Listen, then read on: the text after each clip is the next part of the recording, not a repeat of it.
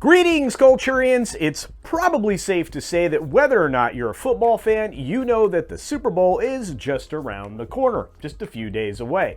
And as some of you will gear up for the big clash of titans in Super Bowl 58, I think, there's a new wrinkle in this year's playbook. And I'm not talking about a surprise brand killer like Dylan, no. I'm talking about advertisers usually are the daredevils of creativity, especially in Super Bowl ads. They're not going to be throwing caution to the wind, at least not during this year's Super Bowl. They're not going to try to boundary push for a spot that's going to get a product noticed in a way that might be offensive. This year, they're going to pull back, fearing the wrath of social media, clients, and in the end, the actual consumers for, well, a change anyway. So what's in store for us this year, and what's a reason to watch these commercials? Well, we're going to give you some answers. So jump on board the non-controversy train. Here we go.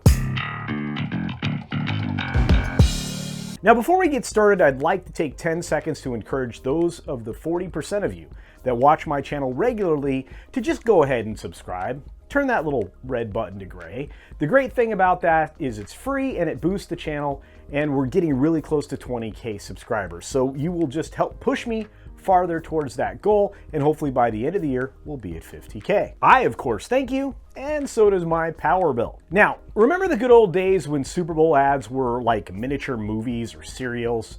You could get one long story or maybe a set of them that kind of built on each other all night long.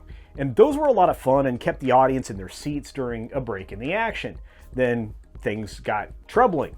We had Nationwide bringing out a child's ghost, basically, doing an ad from a dead child's perspective. And then you had Mophie, and that was God, basically blaming the apocalypse on a dead cell phone. And while groundbreaking in concept, these ads actually built more controversy than they built sales.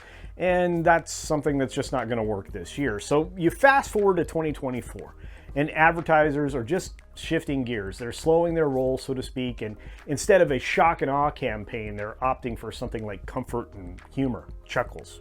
They have to.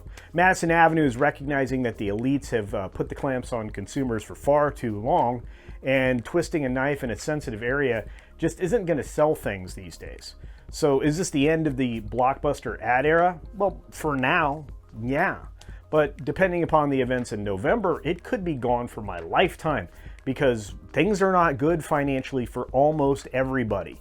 If you're not in the top 10%, things, you're starting to notice are very expensive, and there isn't enough money to go around, especially for products that people don't need, services people don't need, or food items like cookies that people don't need. So how are the ad folks going to sell things this year? That's a good question. The answer?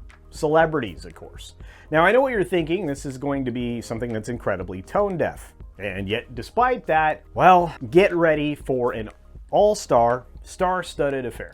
The majority of this year's Super Bowl ads are banking on familiar faces like Kate McKinnon, who I don't particularly like, Tina Fey, who I don't particularly like, and Jason Momoa, who ladies like.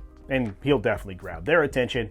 I probably will ignore it. And setting aside the celebrities that I like or don't like, you can definitely expect some divisive celebrities to show up because, of course, companies can't help themselves. And really, nobody seems to be capable of reading the room or the company or the globe, for that matter. So I guess the question's gonna be, will celebrity charm be enough to save these cautious commercials? Will ads go back to be ignored for a bathroom break or for a food run? Believe it or not, on both fronts, the answer is going to be maybe. Why? Well, the madmen are paying some attention, and there's some real world awareness, so this could be a win, it could be a loss, or it could be a toss-up. The world is quite literally drowning right now in existential issues, so advertisers are throwing a whole lot of nostalgia at us to try and remind us of the good old days, which were really just 4 years ago. For example, brands like Oreo are going to be making a comeback to the Super Bowl with a sharp idea, and AB InBev is going to try to recover customers by tugging at your heartstrings with memories of Budweiser's Clydesdales. I mean, where's PETA when you need them, right? Anyway, Coors Light's going to be chugging back at you with the Chill Train, and that's going to feature, I think, LL Cool J. So it's a safety net, it's a return to the good old days, it's something in between. Hard to say. I mean, like I mentioned, there's a realization out there that customers just don't need all the stuff. Or maybe it's an unfettered reaction on social media that's got advertisers worried. You see, the fear of social media backlash looms large over Madison Avenue. It really has the last few years, and thanks to Twitter's return to some freer speech, Instagram and its narcissistic cancel squad, and the ever-watchful eyes of all the other online communities, the now acknowledged people power has advertisers tiptoeing around the controversies.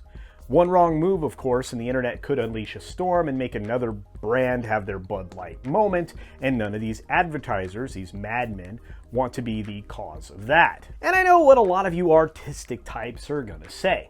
Is this fear shifting creativity?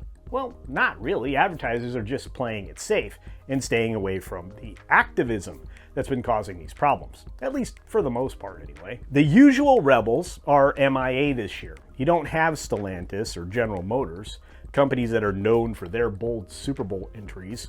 They're sitting this one out, and I can't blame them. I mean, there's several reasons. One, the electrical vehicle hype, that's over. Nobody wants those anymore. In fact, dealerships like Ford and GM just can't give those cars away. Add to that all the money lost and spent in the aftermath of last year's auto workers strike. That's a hard enough pill to swallow than to try to dump a bunch of money into ads. The electric future was a lie, and the public isn't buying it anymore, and they're really not buying any of those vehicles. So finally we come in at the end. What's Super Bowl Sunday gonna look like? Well, as we head into that Super Bowl, it's clear that we're in for a different kind of game. Almost like the game itself was predetermined. Some may even think that the game itself will be rather predictable. In any event, advertisers are wary, so they've put divisive creativity on a leash for the moment. And the usual provocateurs have been forced into taking a back seat in the cars that they just can't sell. But will playing it safe score advertisers touchdowns and sales, or will there be an boring ad-induced food coma at the end of all of this? Well, I'm going to let you answer those questions. So let me know your thoughts down in the comments section below about this year's Super Bowl ads if you're even interested. If you're going to be watching the game, will you be watching the ads as well? Because some people watch one or the other or both. I mean, the game itself is definitely going to be controversial, but just maybe the ads won't be. On that note, as always, be sure to take care of yourself, take care of others. And until next time, see you.